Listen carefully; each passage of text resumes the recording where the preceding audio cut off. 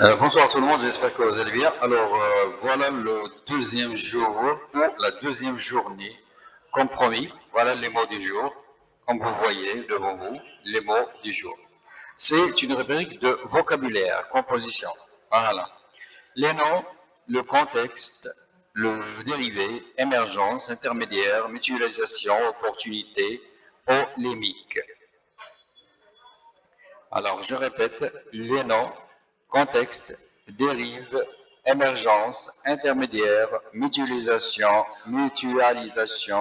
opportunité, polémique. Précarisation, prestation, transaction. Pour les verbes, assujettir, clarifier, compenser, dissocier, encadrer, générer, octroyer, plébisciter, prémunir, réglementer, les petits plus.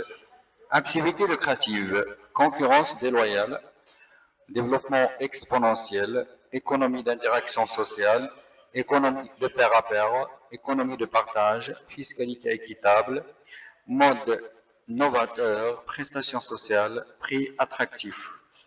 Le mot intelligent, frugal, frugal avec E, frugo avec AUX, adjectif, faire mieux avec moi.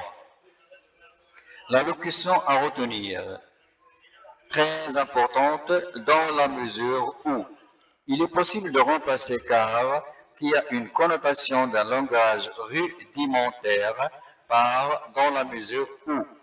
Exemple, les responsables politiques ont décidé d'encadrer l'économie collaborative car certaines dérivées ou certaines dérives entraînent un déséquilibre déloyal avec l'économie traditionnelle.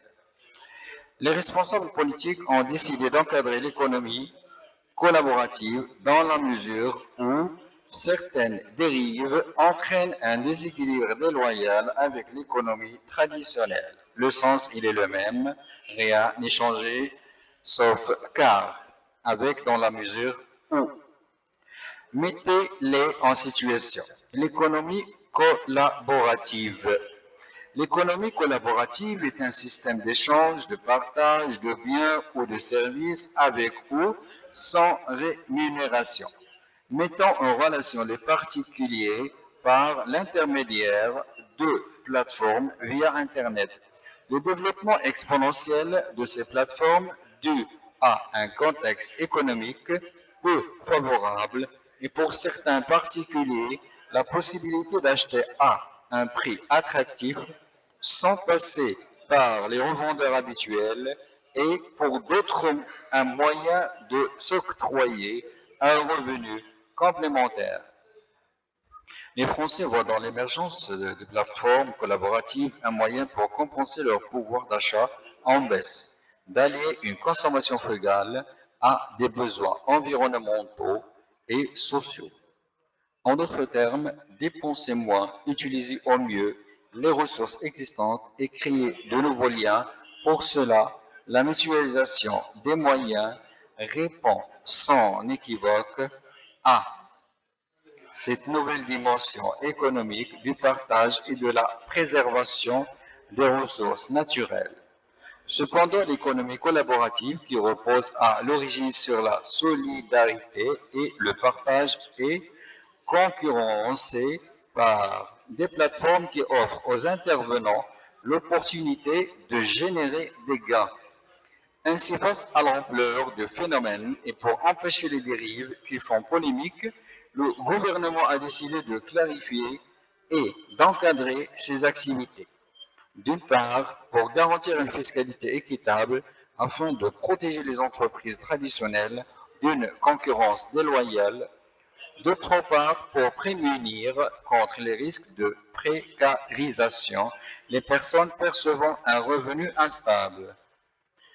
Ainsi, il faut dissocier les plateformes procurant un revenu occasionnel de celles qui partagent les frais ou de celles ayant des activités lucratives. Tous les revenus issus de l'économie collaborative sont imposables, sauf le vente des effets personnels et les gains visant non pas à gagner de l'argent ni à partager les frais comme le covoiturage.